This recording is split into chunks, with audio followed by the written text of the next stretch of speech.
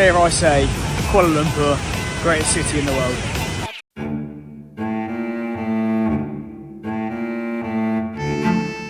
Bila ada Mak Saleh puji kecanggihan Kuala Lumpur dan siap cakap ia antara bandar terbaik di dunia, itu sebenarnya bukan pujian yang berlebihan. Memang itulah yang ramai pelancong rasakan bila sampai ke sini. Ramai orang barat mengaku mereka tak sangka Kuala Lumpur boleh jadi semoden ini. Sebelum datang, ada yang cuma tahu Malaysia sebagai negara jiran Indonesia dengan budaya yang hampir sama. Tapi lepas je menjejak kaki di negara kita, pandangan mereka terus berubah. Bagi mereka, Kuala Lumpur nampak sangat maju. Bangunan tinggi yang moden, lapangan terbang yang canggih, bandar yang bersih dan masih banyak kawasan hijau. Semua ni buat mereka benar-benar kagum dengan Malaysia.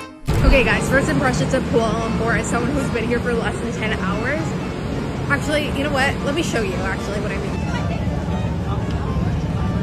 The chaos, guys, it's so busy, yet surprisingly so organized and so clean. Like, I have never seen a city this clean. I think Malaysia needs to teach the Western countries how to do it because, honestly, I'm amazed. Like, I'm truly amazed. And then there's the train, guys. Oh, the city. What the hell? Fake rainfall. That's the stinky guy.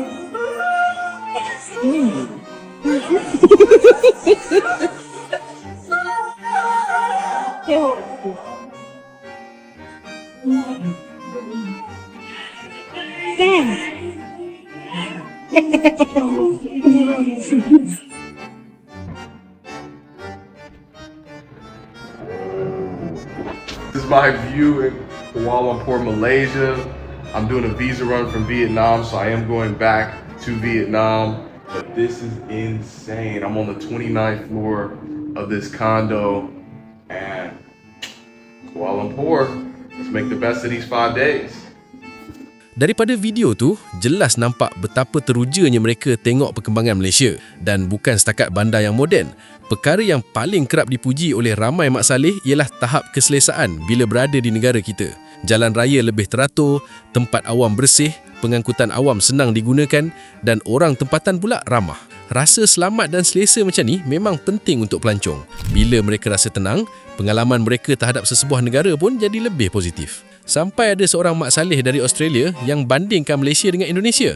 Dia cakap terus terang, Malaysia bagi dia lebih selesa dan lebih mudah untuk dinikmati sebagai pelancong. So if you're chasing a party, definitely head to Bali. But Malaysia is probably not for you. And look, that's just being real. I mean, Malaysia is more for your expat families, cultural sightseers, retirees who want stability, safety, a bit more of an authentic experience. I mean, honestly, Malaysians like their respectful, modest, chilled lifestyle. Plus, they're all about their food and they do it very well. And look, for our family, that's what we love about Malaysia. I mean, nothing wrong with Thailand, Bali, if like you're chasing the party club scene. I mean, great for the $2 bintangs and the crazy nights. But look, Malaysia is just more a raw, kickback, Southeast Asian style experience. And look, that's just what we wanted to show our kids, and that's why we're going there for a couple of years. But hey, different coasts for different folks. But look, which scene do you guys prefer? I'm keen to know. Let me know in the comments. Daripada video tu, kita boleh nampak dia bukan sekadar kagum dengan perkembangan Malaysia. Dia juga rasa Malaysia lebih sesuai untuk orang yang nak hidup tenang dan selesa. Menurut dia, Malaysia bukan destinasi untuk suasana parti macam di Bali. Sebaliknya, Malaysia lebih sesuai untuk keluarga, menikmati budaya tempatan, makanan yang sedap dan gaya hidup yang lebih santai serta selamat.